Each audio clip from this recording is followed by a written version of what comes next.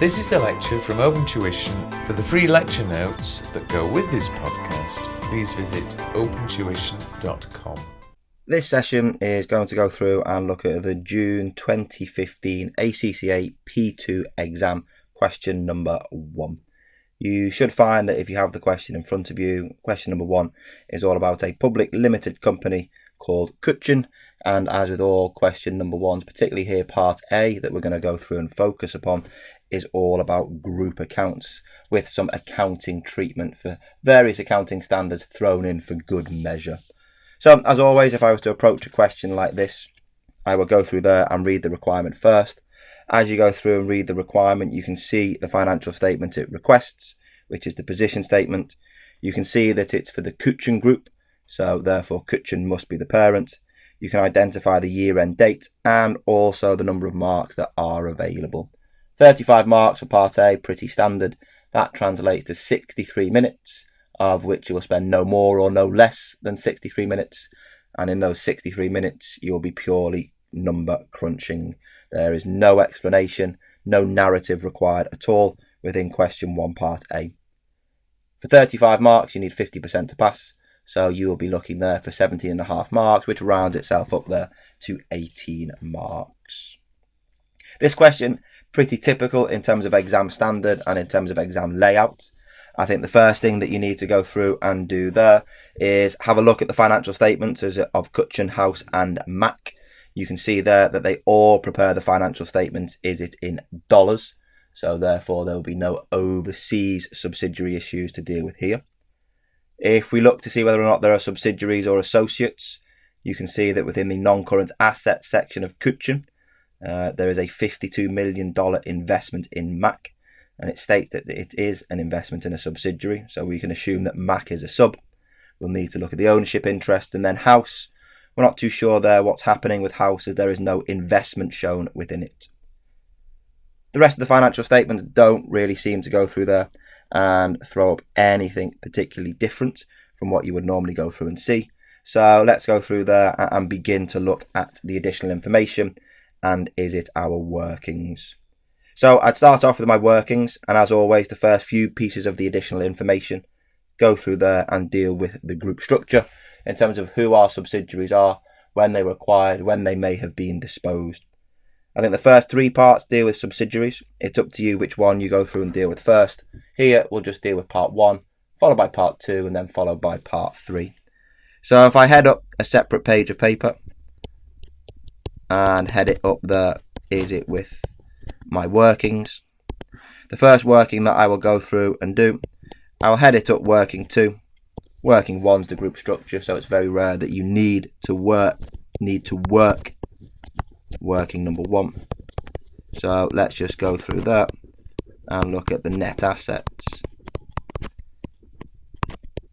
of our subsidiaries. Part 1 says there that on the 1st of October 2014, so is that part way through the year, Kutchen acquired 70% of the interest of House. So House is going to be our first subsidiary, and within working number 2, we're going to go through that and look at the net assets of House at year end and at the date of acquisition, so that we can then look at the post-acquisition movement that feeds into our non-controlling interest and retained earnings and other components of equity calculations. The standard layout for working 2 is to go through there and look at our share capital, which if we look at House's share capital at the end of the year, we identify that that's 13. The retained earnings are held there, at 24. And the other components of equity are held there, at 5. As with all group questions, even at P2 level, we see that the share capital at the end of the year is the same as what it would have been at acquisition. And if you go through there and have a look at the additional information with specific focus there, is it on the second paragraph in part 1 of the additional information. It goes through there and tells us that the retained earnings at acquisition were 18 and the other component of equity were there as 3. We're also told the fair value of the identifiable net assets is there as 48. And if we total up the 13, the 18 and the 3, you find that does not come to 48. I think it comes, is it there, to 34. So the balancing figure, the difference is there, is it as 14. That there is a fair value adjustment at the acquisition date. It says within the question that adjustment is to do with land, and land is not depreciated. We're not told anything else about the value of that asset changing. So what you have there at the acquisition date is the same as what you have, is it there, at the year end date. If you so wished, we could then go through that and look at the post-acquisition movement. 48 up to 56 is there as 8, and then that can be split there into 6, and is it 2 for retained earnings and other components of equity. We'll show later on that the retained earnings goes into working 5, your group retained earnings, and your other component of equity goes there into working number 6. So that's everything to do so far, is it there, with house and house's net assets. If we ignore the rest of additional piece of information, part 1 for the time being, and go through there and now focus, is it on the second subsidiary, which is there as MAC. So if we identify MAC's working 2, again, we're going to look there, is it at year end. We're also going to look, is it there at acquisition, and also is it there your post-acquisition period. Again, we can get MAC's year-end net assets from the equity section of MAC. So you have there, is it share capital of 26, retained earnings of 15, other components of equity are there as 4. Again, same process as before. Copy across the share capital from the acquisition, from the year end to the acquisition date, and then we need to find the retained earnings and the other components of equity figures. If you look at the second paragraph of part 2 of the additional information, you'll find that we have, is it there, 12 and 4. Once again, the excess of the fair value is due to non-depreciable land, so we're given the 55 as the fair value of the net assets. Again, get the calculators out and you can work out your balancing figure. So 55 less 26 less 12 less 4. With my limited arithmetic, I think that comes to 13. Once again, there is no change in that fair value adjustment. So we have there, is it the fair value of land, which is there at year end of 13, which gives us, is it 58 as our year end net assets. Post acquisition profit must therefore be 3, and that is all attributable to retained earnings. And again, we'll see that later on. Go into working 5, our group retained earnings. As it stands, we haven't actually scored any marks just yet, but these 2 workings for MAC and house are vitally important as we then progress into our further workings. I then go through and start thinking about working number 3. Working number 3 is to go through that and look at the goodwill. So here, if we go through there and look at, is it Kutchin first, we need to look there, is it at the fair value of the consideration. So I emphasize there the fair value, so that's what we are going to pay or be expected to pay. And I think the complication that students had here, which was a bit different from previous exams, is that we had, was it shares now, so shares that were issued at the acquisition date, of which in part 1 and paragraph 1 there were 20 million shares issued, and we need to look there, is it at the price of a Kutchin share at that date. Kutchin share price was there at $2, So you have there, is it $40 million as the fair value of the shares issued now. That's the type of stuff that you'd have seen way back there in F7. Share for share exchange, I think you'd have seen it in the old days of F7. What was further difficult was also that there was some contingent shares. So shares that would be issued at a later date, provided that a particular profit target was met. And here the profit target was at least 4 million for the year ended the 31st of March 16. So if next year the profits were 4 million, we will pay out the full amount, is it there, of 5 million shares. However, it's felt that there's a 20% chance of the profit target being met. So based upon a 20% likely outcome, we can take there, is it 20% of the 5 million, and again multiplying that by the share price today of $2, which goes through there and gives me there, is it $2 million. Again, the reason why we're taking the 20% is because we want to work out that fair value, and the fair value is based upon an expected value in this instance. Another trick that the examiner threw up the sleeves in this instance was looking there at the non-controlling interest at the date of acquisition. In past exams, this has been given to you, but here there was a little bit of a trick, wasn't there? In the fact that it wasn't given to you, so you had to base it upon the non-controlling interest percentage ownership, which is there at 30%. So the non-controlling interest own 30% of House's shares, of which there are 13 million of those shares in issue, and each one here is worth $4.20. Remember, we're looking at S's shares and what the non-controlling interest own, so we need to focus there on S's share price, not P's share price, which was used to value the consideration on the acquisition of the subsidiary. If we go through there, tap that away on your calculator, I think you get, is it the 16.38. Feel free to go through there and round it up to 16.4 within the exam. And then once you've added on the non-controlling interest, you can go through there and deduct your working to figure, the net asset to acquisition, which I believe are there, is it at 48.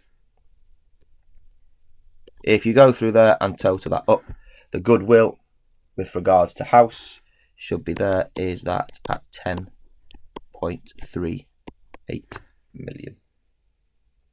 There's no indication of any impairment, so we don't need to worry ourselves too much there. If we go through then and look at the goodwill with regards to Mac, again the examiner had another good couple of tricks up their sleeve. Then what you've got there is, once again, we need to look at the fair value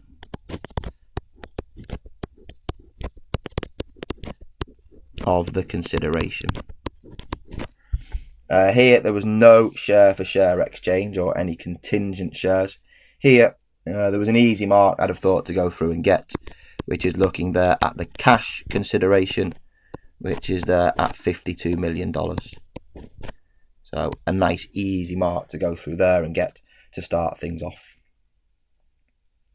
We then have there, is it the transfer of the land. Now what I'll do is I'll leave that for a moment and I'll go through and chat through it in a moment, because I thought that there was particularly challenging and not something that we've seen too much of in the past. We also need to look at the non-controlling interest. So the non-controlling interest there, is it at the date of acquisition. Again, this caused all sorts of complaints and confusion in the exam itself, because nobody was particularly happy with how this was calculated. So again, I'll leave that there. And then we're going to deduct, is it our working to, our net assets at the date of acquisition, which I think were given in the question, was it there as 55. Again, there's no impairment, so we'll then be able to go through there and work out the goodwill. So we've got a couple of blanks. We've got the non-controlling interest at acquisition. We've got the consideration with regard to the transfer of land. So let's go through there and look at the non-controlling interest at acquisition first. Because what we've got to do here is we've got to use ratios. Wow. Ratios, that's like a blast from the past, isn't it? From F7 and all the analysis and interpretations. But what you've got here is we need to go through there and use the price earnings ratio to go through there and work out the price or the value of the subsidiary. If you have a look at the second page within the question, the paragraph right at the top, so that the final paragraph within part 2 of the additional information, it tells us that in the last sentence that Cutchin has adjusted the PE ratio, so price earnings ratio, to 19 for differences between the entity. So if we take 19, which is there as our price earnings ratio, that means that the price is 19 times the value of the earnings. Now, if we know the value of the earnings, which I think was given to us in full in the second paragraph of the additional information, was it there at 3.6 million, then we know the full price or the full value of that subsidiary. However, the parent owns 80%, the non-controlling interest owns 20%, and if you tap that into your calculator, you have 13.68. So we've taken the price earnings ratio, we've then gone through there and multiplied that by the earnings, which will give you your total price,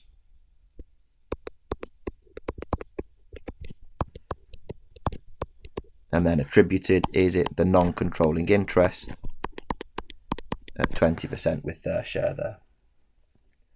The only figure we're missing now is with regards to the land.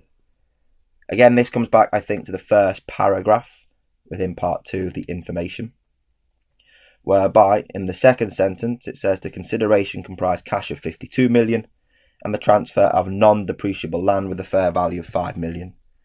So without reading on, you could go through that and put in the 5 million, because again, the transfer of land needs to be measured there. Is it at the fair value, which is there, is that of 5. So I think even if you didn't know what you were doing, I think you'd have probably thrown in the 5 there regardless.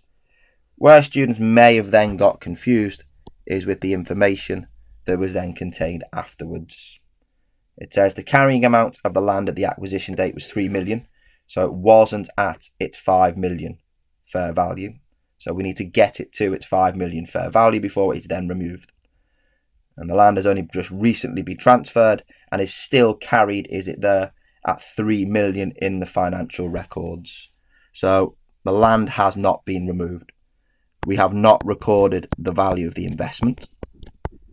So you wouldn't have to write this within the exam. Remember, if it does help you, by all means, feel free. But you debit the investment, is it there, as 5 million.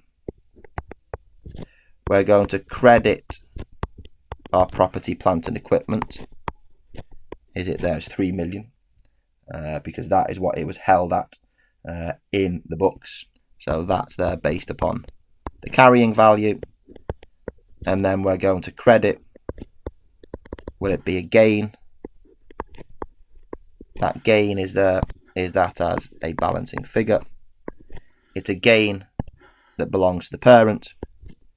So that's going to go into, is it our group retained earnings, which is there as working number 5.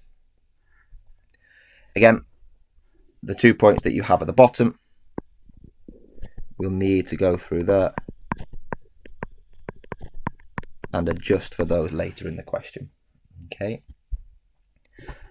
Key bit now is that you can go through that, work out the goodwill in is it MAC. I think if you work out the goodwill in MAC, is that there as 15.68. It's at this point now that you could then go through and have a look, is it at the non-controlling interest. So is that the working number 4? Working number 4 is there as the non-controlling interest. And here what you've got there, again, if we're looking at the 2 subsidiaries, First subsidiary there is house, isn't it? So to measure the non-controlling interest, we take the non-controlling interest, is it there at the date of acquisition, which comes from working 3, which is there at 16.38. I genuinely don't care if you got 16.38 or got something different. Please make sure that you use your own figure. We're then going to go through and add on, is it 30%, the non-controlling interest share of the post-acquisition movement in the net assets. The post-acquisition movement in the net assets, is it of house, are there as 8. Don't worry about the split between the retained earnings and the other components of equity. 30% of 8 is there as 2.4, which when you total that up, gives you 18.78. Again, exam technique. Make sure there that you use your own figure regardless of whether things are right or whether they are wrong. Too many people get het up on trying to get things 100% correct. Once we've gone through there and looked at house's non-controlling interest, we can then go through there and look at max non-controlling interest. So here, this is where students would have been procrastinating for ages upon ages, panicking about whether or not they've got the right non-controlling interest because it had something to do, is it there, with your price earnings ratio. The amount of complaints that were made afterwards by students was absolutely incredible. It was worth 1 mark, maybe 2, because it was used here in the NCI and also within the goodwill calculation. It's 2 marks, forget about it, put your own figure in and move on.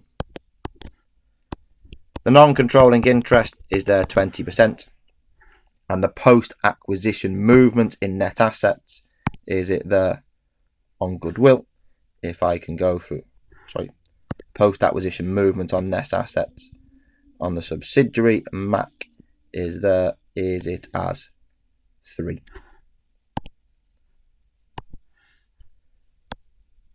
So if we take 20% of 3, reference it there, is it to working 2, that works out as 0.6, which gives me there, is it 14.28. Again, same as before, own figure rules to make sure there that you get everything correct. Okay. How's everyone doing so far? Okay.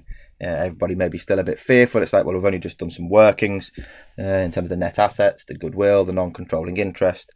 We are scoring marks. Okay. If you were to go through there and to have a look at the mark scheme that's given to you within the answers by the ACCA, the goodwill, which we've gone through there and looked at previously, I think that there was worth, was it 7 marks in total? And then if we go through there and look at the non-controlling interest, the non-controlling interest was there worth 3 marks. Okay, so 10 marks out of the 35, just under a third, are available there for the goodwill and the non-controlling interest. Yes, there were some tricky bits, but there are also some reasonably straightforward bits within there. Once I've done that, I think the important bit then is to go through, and we're going to ignore part 3 for the time being, is to go through there and start to think about the group statement of financial position. So I would head up a separate page, is it the group SFP. Again, don't worry about writing things out in full. There's no presentation marks at all, is it there for part 1. And what you've got there is we can go through and think about your non-current assets. So is it there, your property, plant and equipment. So what we've got there is we add across 100% of P, 100% of S, and 100% of S. And what I would now encourage you to do is look at the workings that you've done so far and see if there are any particular adjustments.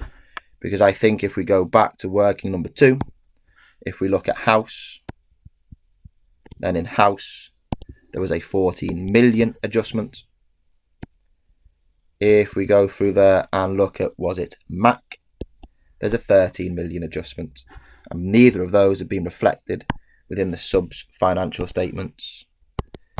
So if I add on 14 from working 2, if I add on 13 from working 2, what you should go through and find there, that if you were looking to gain marks, you're gaining 1 and 1 for each of those. Okay. Was there anything else that we dealt with in terms of the property, plant and equipment? I think there was, wasn't there? There was a cheeky little adjustment that we had with regards to our goodwill calculation. So in the goodwill calculation of Mac, there was a credit to property, plant and equipment. Was it there? Of 3 million, because that land which was exchanged and transferred as part of the acquisition had not yet been removed. So therefore, I need to remove the 3. I thought that was quite tricky, so I wouldn't worry too much about it as of yet. Once we've gone through and dealt with that, when we're going through there and thinking about the financial statements, after your property, plant and equipment adjustment, would go through there and think about, would it be your goodwill?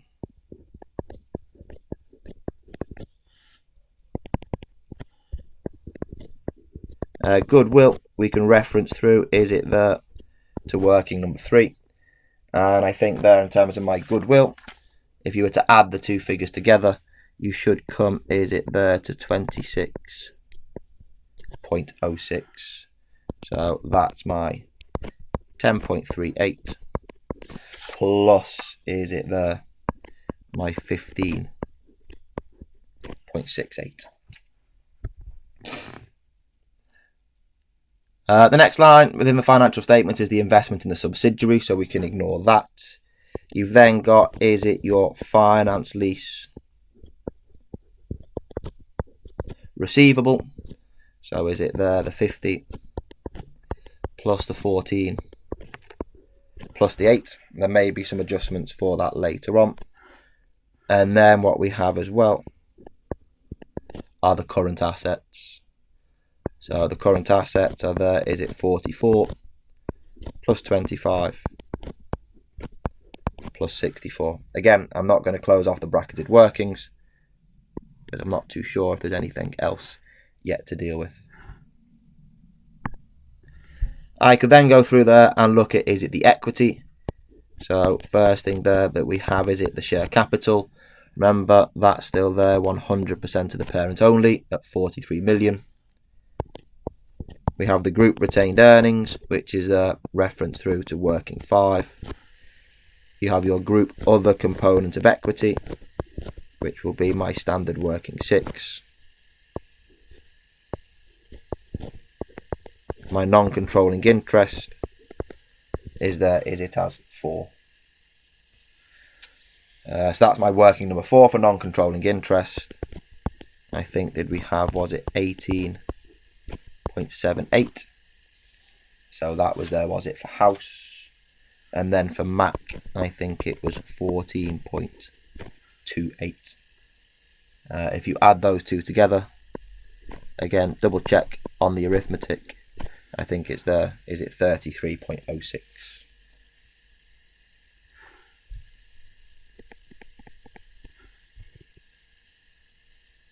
The only line items that we then have left within the SFP are your non-current liabilities. So your non-current liabilities, are they there as 67 plus 12 plus 28, and allow for any adjustments for later. Current liabilities are there, is it as 199, 26 and 37. Again, we'll leave space for any adjustments later, and then we can balance everything off and just face it within the exam. Your statement of financial position is not going to balance. It's a fact of life. Get over it. It's quite simple in the real exam. If you want to make yourself feel happy, make it balanced by just copying the same number from the top as what you have down to the bottom. Trust me, no marker is going to go through there and add things top and bottom to see that you've got the right numbers. you get no marks at all for whether or not it balances. So where would I go next? Well, what I would do is I would go back to my workings, and I would go back there, is it to working number 5, which is there as my group retained earnings, or GRE, as we will refer to it as we go along. Within our group retained earnings, we're going to put in there, is it 100% of the parent's retained earnings, which are there as 41 million. To which we then add on, is it the parent's share, so 70% of our first subsidiary cushion, and then is it 80% of our second subsidiary MAC. And this is where you just need to be a little bit careful, because our reserves are split between retained earnings and other components of equity. So when I go back to my standard working 2, is that there for house, you can see there that the movement in net assets of 8 is split 6 to retained earnings, so your realised gains and losses if you like, and 2 to other components of equity, your unrealised gains and losses. So here we're going to take, is it the 70% of the 6 from working 2. 70% of 6 is there, is that 4.2. The 80%, well, there's no crazy adjustments that we have there. If we're going back and looking at max net assets, then what you have there is the movement in net assets of 3 is entirely due to realised gains and losses through retained earnings of 3. So 80% of 3 is there, is it as the 2.4. Again, if you're looking to score marks, I think that is pretty easy, and that is pretty easy. Once again, make sure that you use your own figures and reference it back to the working where you calculated it. There's going to be a lot of adjustments that go through working number 5, because as you start looking at parts 3, 4, 5 and 6, you see a lot of the adjustments relate to the parent company, which is those Kuchen. So leave yourself the rest of that page blank. Leave yourself 10 to 15 blank lines, or alternatively, just start on a fresh page of paper. So I'd take working number 6, which is then my group other components of equity. And there it works in exactly the same way as the group retained earnings. We take 100% of the parent's other components of equity. So the parent's other components of equity are there as 12. To which we then go through and add on, is it 70% of the post-acquisition movement in any other components of equity. So here, is it in house? You see there that house has a movement of 2 in other components of equity.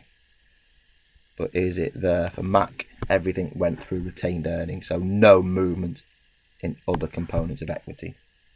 So we're going to take 70% of the 2,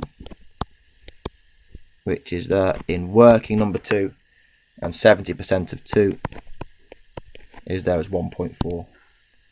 Again, I think that's a pretty straightforward mark, because you're just looking at the movement between 2 numbers, one at acquisition and one at the year end. So we've done quite a lot.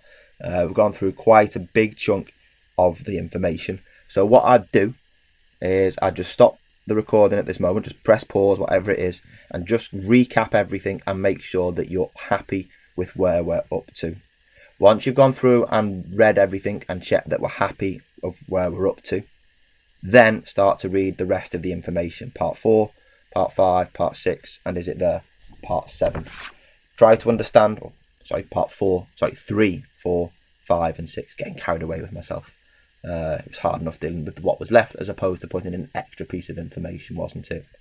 So, as I said, pause the video, rework what we've done so far to make sure that you're happy, investigate anything that you're not so happy with. If you've got any questions, put it on the Ask the Tutor forum. Then go through, read parts 3, 4, 5 and 6. Just be aware part 3 is still group focused, but is a little bit different to what we've seen before. 4, 5, 6 are accounting standards. Once you've had a read through them, maybe have an attempt at them, and then you can go through there and restart things.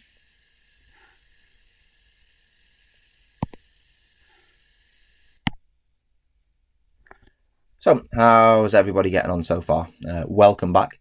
Let's go through there and start to look at parts 3, 4, 5 and 6. First part 3, I thought was incredibly difficult. There were some easy bits to get within there, as there always is, but to maximise the marks, I thought would have been very, very, very difficult indeed. So grab yourself a fresh page of paper, leave yourself a little bit of space after working 6, your group other components of equity, and let's have a look at part 3. Said Cutchin purchased an 80% interest in Niche for 40 million on the 1st of April, is it there, 2014, which was there at the start of the year. And the fair value of the net assets was there at 44 million. Here we used a partial goodwill, and an impairment of 2 million had arisen in the 31st of March 2015. Now, if we have an 80% interest in a company, then that's there a subsidiary, isn't there? If there's an impairment, is that there of 2 million, then we need to reduce the value of goodwill. And then what there will also be as well is that within our group retained earnings, there will also be an impairment. An impairment is it as 2 million. So that's in relation, is it to part number 3. Also as well, if we have had a subsidiary since the start of the year, then we will have had control and we'll need to record our share, is it there, of the post-acquisition profits. Well, it goes on to tell us later on within the question that the carrying value of the net assets was it there of 60 million when we sold this subsidiary. So we've had control for a full 12 months. The post-acquisition profits, we need to go through there and record, is it 80% of them. So 80% of those post-acquisition profits, well, if the net assets were there as 60, they were there previously at 44. Does that go through there and give us a movement of 16? And 80% of 16 should be there, is that there at 12.8. So ignore the fact that this subsidiary is being disposed of. In the past, there's been an impairment of 2. In the past, it's made profit, so we need our share, is it there, of those post-acquisition profits. If you get each of those, that should go through there and score you 1 mark. Again, what you have to do there is you need to neglect the complications. The complications there being the fact that this subsidiary has now been disposed of. It then goes on to say within the question, when it was sold for 50 million, the gain on sale is recorded in other components of equity. Now, when we're looking at the gain on sale, that's the gain on sale in the individual company accounts. We need to replace that individual gain or loss with a group gain or loss. So first of all, we'll need to remove the gain that's within our other components of equity. So here, we were told it was sold for 50. It was bought for 40. So the gain we need to remove, 50 less 40, is there as 10, isn't it? Okay, so that gain needs to be removed and replaced with a profit or loss with regards to a group profit or loss on disposal. Don't start thinking about debits and credits just at this moment in time. Let's just focus on processing the numbers, and then we'll see that it all balances out afterwards, because we've processed the impairment, the post-acquisition profit, and we've removed the gain from the individual company accounts. What we need to go through and do there, separate working. I wouldn't bother referencing it up as any numbers anymore. But here what we have is your group profit or loss on disposal, because we own 80% and we have now sold all of it on the last day of the accounting year. So what you've got there is we need to go through that and look at the proceeds. So the proceeds that we got, I think, was it there as 50 million. As we're going through there and measuring the goodwill based on our partial or proportionate method, then what we can go through there is we can then take a shortcut and deduct, is it what we have sold, which is it 80% of the net assets at the date of acquisition, sorry, the date of disposal, I should say, which is there as 60. So 80% of 60 is that there as 48. And then what we need to do there is we need to calculate goodwill, because that is also disposed of. So let's just put in a separate small working to work out the goodwill that we have disposed of.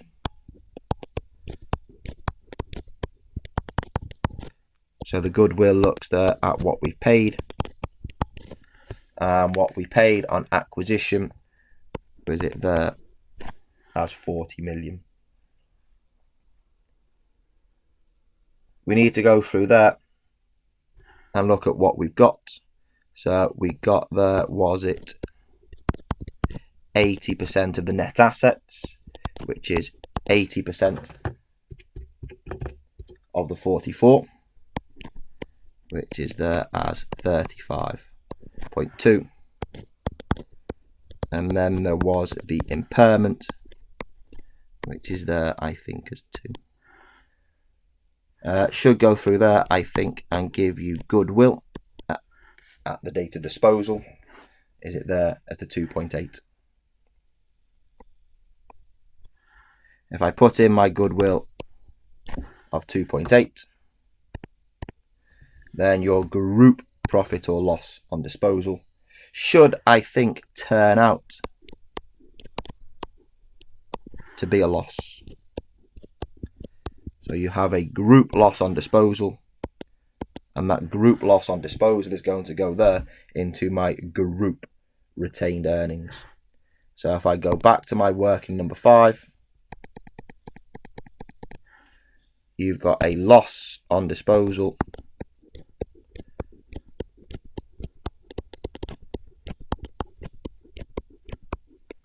which is there, was it at 0.8. You're probably sat there thinking, Chris, I can see where the numbers have come from. How do I know that's all correct? Well, it's all correct because when you process the debits and credits, it should all go through and balance. Because what you've got there originally, and again, this is just for demonstration purposes, if we're going through there and looking at the journal, so your journal entry, is it there for number 3? What we went through and did there is that we debited the group other components of equity, and that was there, was it, with 10 million. What we also went through and did is that we went through there and debited our group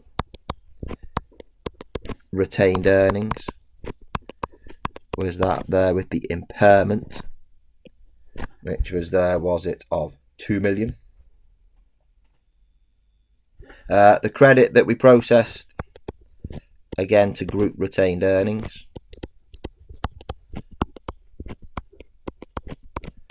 was there with the post acquisition profit, which I think was there, was it, as 12.8 million.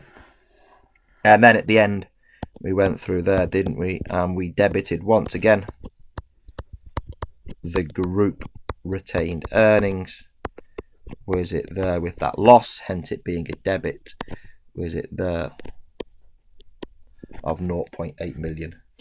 So if you total up the debits of 10 million, 2 million, 0.8, that's 12.8.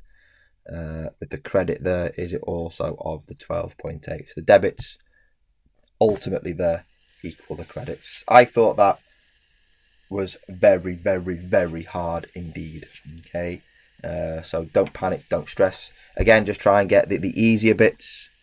The easier bits I thought there would have been to go through and remove the group other components of equity for the gain the individual accounts, and also to look at the impairment. The rest of it was pretty challenging. To work out the group profit or loss, I thought was very, very, very hard indeed, because we normally only see that when we look at a group profit or loss scenario. Anyway, put that to one side. Let's move on. It's entirely up to you whether you want to look at part 4, 5 or 6 first. Part 4 is all about restructuring with a bit of pensions and provisions. Part 5 is going through there and looking at leases, looking at a finance lease, but instead of looking at it from the lessee's perspective like an F7, it's from the lessor's perspective. And then part 6 is all to do with an impairment of a non-current asset. What was made confusing there is that the impairment was of an overseas asset, and also there was some deferred tax on it as well. So some really, really, really challenging adjustments. So the way in which I would go and look at it is whichever you prefer first, do that one. So if you're a demon finance leases from the lessor's perspective, do that one. If you like pensions, then by all means do that one, and provisions. If you like non-current assets and impairments, then by all means go through and do that one first. What I'm going to do is I'm just going to work them in numerical order. So first one that we're going to go through and do that is we're going to go through that and look at it, is it number 4. Okay. So it says that Kutchen has decided to restructure one of its business segments. The plan was agreed by the board of directors on the 1st of January and affects employees in 2 locations. In the first location, half of the factory units have been closed by the year end, and the employees' pension benefits have been frozen. Any new employees will not be eligible to join the scheme. And after it, so after the restructuring, the present value of the obligation is it as 8 million. So what we've got there currently in is it location number 1.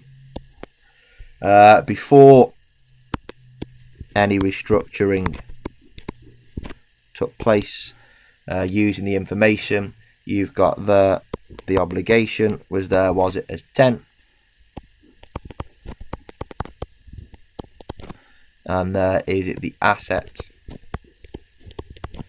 was there at 7, giving us a net figure there was it of 3. However, after the restructuring, we're then told that the obligation is reduced, as obviously people have left the business, so that's now reduced to 8. The asset still remains the same at 7, so afterwards it is now there is it as 1. Okay, so what we need to do is we need to process the adjustment that takes us from the 3 through to the 1. So there we need to reduce the overall net liability figure. So we're going to go through that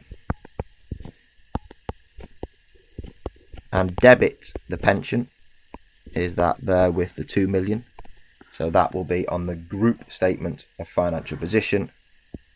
And then as it is there, is it in Kutchen's books, we're going to credit our group retained earnings. And that's there is that working number 5, which is also there, is it for the 2 million. So we need to go through there and process those 2 adjustments. I need to reduce my pension. So I think there my pension is going to be in my non-current liabilities. So I need to go back to my group statement of financial position. Within my non-current liabilities, I'm going to reduce that there is it by the 2. So if you so wish, you could reference that back to, is it part number 4 of the question. And then also I need to credit my retained earnings. So I'm going to add in, is it the 2, and that there is it my pension gain. Call it what you so wish. That's there as 2 from is it number 4.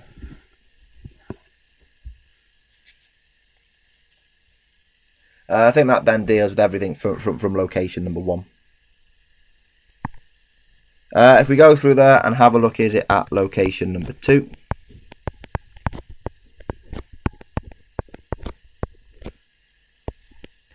On location number 2, it says that all activities have been discontinued. It has been agreed that employees will receive a payment of 4 million in exchange for the pension liability of 2.4.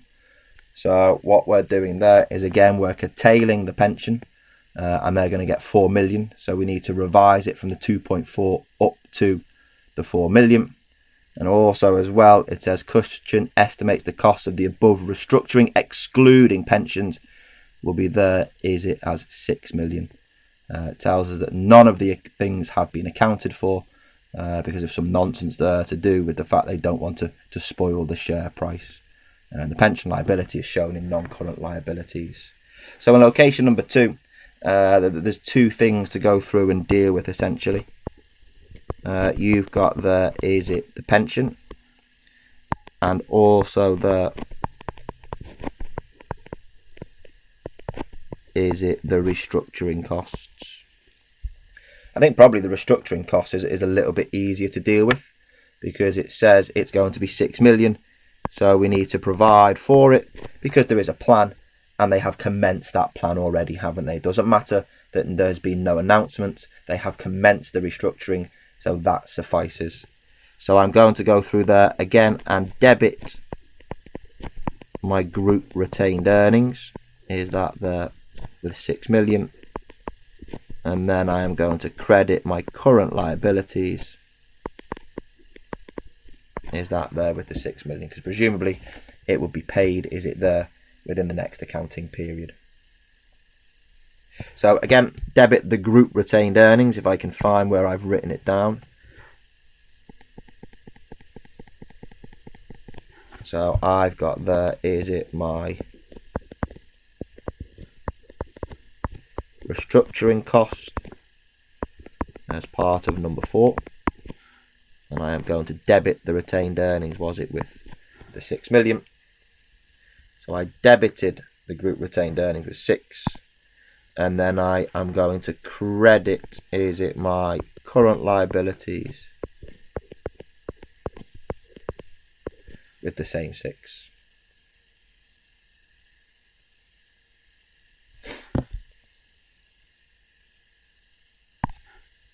The pension aspect is essentially taking the pension, is it there, from what it currently stands, is it as 2.4, up to there, is it 4 million, as that is what we have promised to go through there and pay them. Key bit, I think, which is a bit tricky to spot, I suppose, but the pension liability was shown in non-current liabilities, and now we're promising to pay them 4 million in the next accounting period, which is there as a current liability. So there's more than just the 2 steps involved here, because first of all, I need to debit my non-current liabilities. Is it there with the 2.4? So removing the pension from non-current liabilities. I will credit the current liabilities. Is it with the 4 million? And then what we have there is that, as we've promised to pay more, there's going to be an expense, a loss, if you like, as a debit to your group retained earnings of the 1.6 million. So there's 3 things that we need to go through and put in. First of all, we'll start off with the debit to group retained earnings. So is that there as 1.6? So the 1.6 million, again, we'll just refer to that as your pension loss. So that's there, is it, from number 4. Remember we said leave lots of space for working 5, you're going to need it. And then what you have there with regards to your non-current and current liabilities is you're going to remove, is it 2.4 from non-current, and then add in 4, is it there on your current.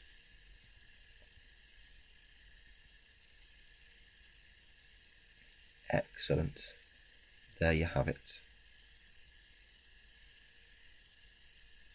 Again, we're going to go through then and look at number 5. Again, I think number 5 was pretty challenging, so maybe leave that until the end and then have a go and see what marks you can try to get from it. Because what you've got here is that there is a lease. The lease was entered into as a finance lease on the last day of the year, so the examiners try to keep it simple. I say that loosely, but try to keep it simple so that there's no lease payments to deal with, no interest upon the lease in terms of the lease period itself. But then what's complicated is that they've gone through and done it wrong. Okay, it says there that they've shown sales of 10 and cost of sales, is it there, of 40 million. So the way in which I think about it is think of it as an error, and an error with regards to your finance lease. Your finance lease, is it there from the lessor's perspective? So here, if we have errors, remember, going back to the glory days of F3, we go through there and look at what they have done. And a little bit of this is making assumptions, but they've shown sales of 50 million. So if they've credited sales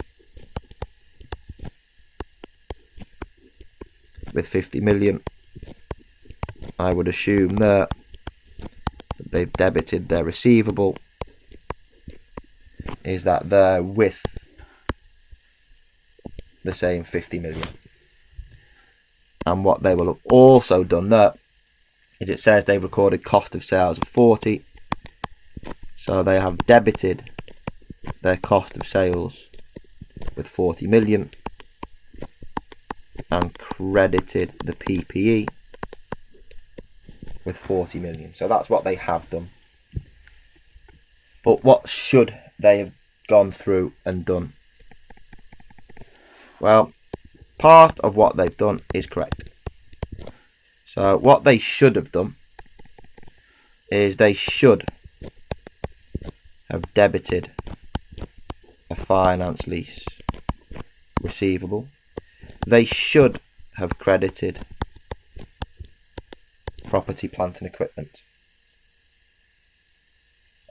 However, they've gone through there and I think done them at the incorrect amounts, haven't they? The finance lease receivable looks at the present value of the minimum lease payments, which is 47, but don't forget there that there is that residual value, is that there of 2.8, so the unguaranteed residual value. They should have debited your finance lease receivable there at 49.8. The credit to the PPE is there as 40, so they've actually dealt with that correctly. And then what would have happened is that you would be allowed to take a gain on that lease immediately, is it there as the 9.8. At this moment in time, the gain that they have gone through and taken is there as a net of 10. We need to get it there to 9.8. So to go through that and to correct it, we need to get the receivable to the correct amount.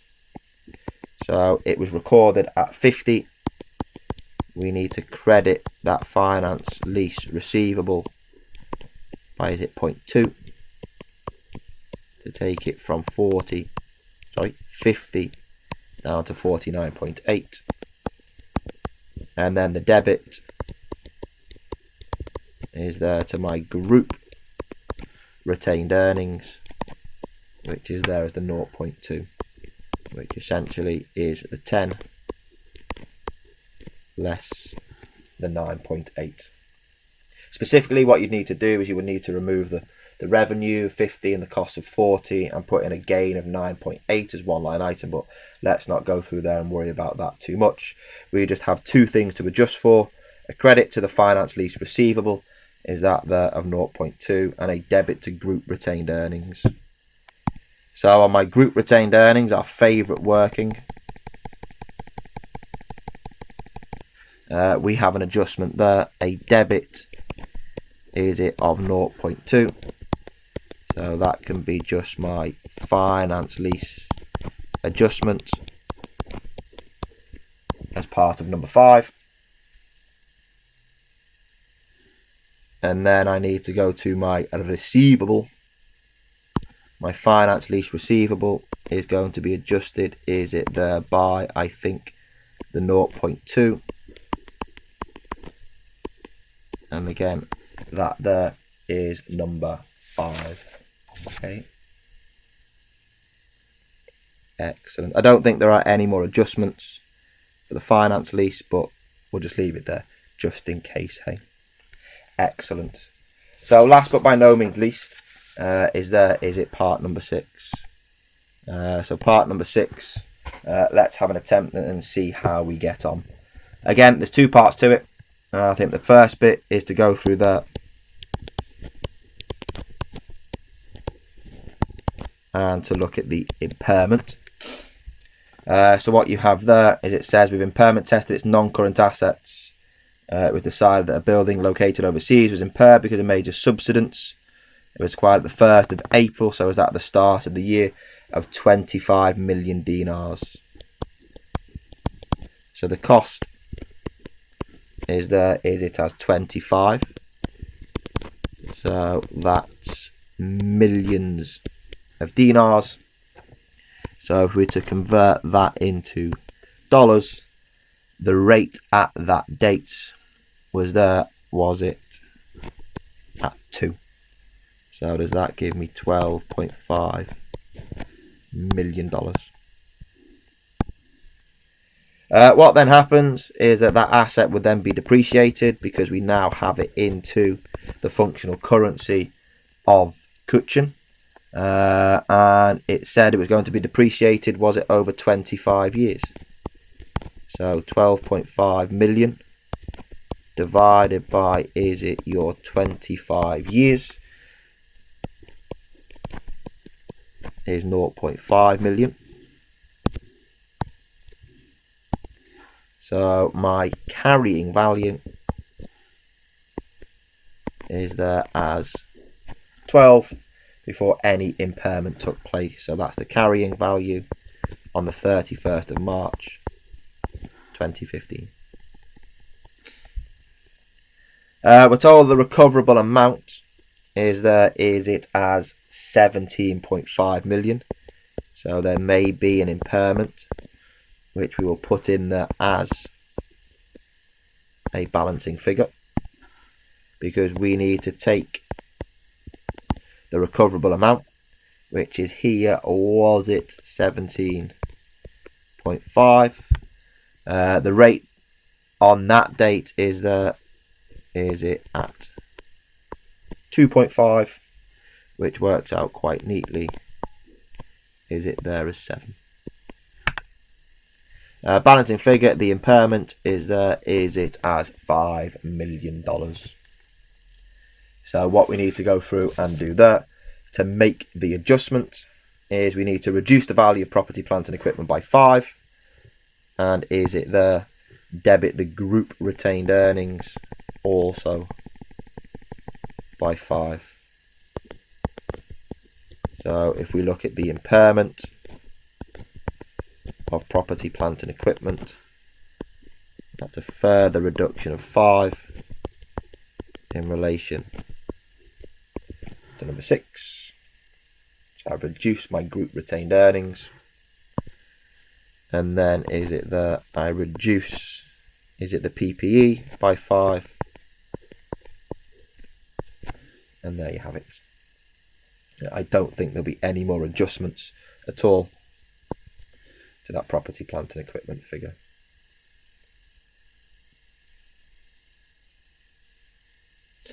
Excellent. Last little bit, just one little complication the examiner thought they'd throw in purely for good measure. It is then dealing with the deferred tax. So there is also, is there some deferred tax on the asset? It says the tax base and carrying amounts of the non-current assets before the impairment were identical. The impairment of the non-current assets is not allowable, is it there, for tax purposes. So therefore, there is now going to be potentially a temporary difference because we've reduced the value of the asset compared to its tax base. We've not made any impairment or deferred tax adjustment for the above. So what we've got, if we're thinking about the deferred tax aspect, if we look at the carrying value under our IFRS, then that there is now 7, isn't it? Because that's after the impairment. The tax base will be 12, won't it? The value before the impairment, because that impairment is not allowable. So my temporary difference is there as 5. We take the temporary difference, we multiply it there, is it by the tax rate at 25%, which gives me, is it 1.25 million. The carrying value is less than your tax base, so you then have, is it a deferred tax asset? Deferred tax asset of 1.25 million. So if you want the adjustments, you are going to debit your deferred tax asset, is that there at 1.25 million, and then I will credit my deferred, we are going to credit our group profit or loss, aren't we? So our group retained earnings at the same 1.25 million. So within my group retained earnings, huge working that we've gone through there and dealt with. We have, is it a credit? So for our deferred tax movement from number 6, is that there as 1.25. And then in terms of your deferred tax is normally there recorded as your non-current liabilities. So therefore we will go through and remove, is it that 1.25 from your non-current liabilities. I don't think you would lose any credit if you recorded it as a non-current asset, but deferred tax is normally a non-current liability, so therefore we are reducing that non-current liability. Excellent. I think that's it in terms of all the technical aspects. All that we'll go through there and remain now is to go through that and to give yourself time to total things up and hope that everything balances. So on the property, plant and equipment, I think all of that gives you 314.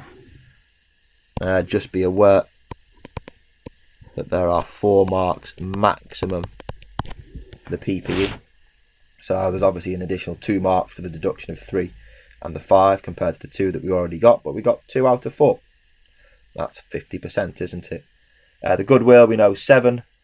The finance lease receivable, if you go through there and total all that up, I think that gives you, is it 71.80. Again, the number of marks that were available for that, I seem to have lost my page one moment. I think with was it as 3. That 3 isn't just for the adjustment of 0.2, that's obviously for the adjustment as well that you've got within your group retained earnings. Current assets, There were no adjustments to current assets. Normally doesn't give you any marks whatsoever. But here, if you put in, was it 133? The examiner was being generous and gave you was it 1 mark? Rumour has it that totals up, is it to 54486.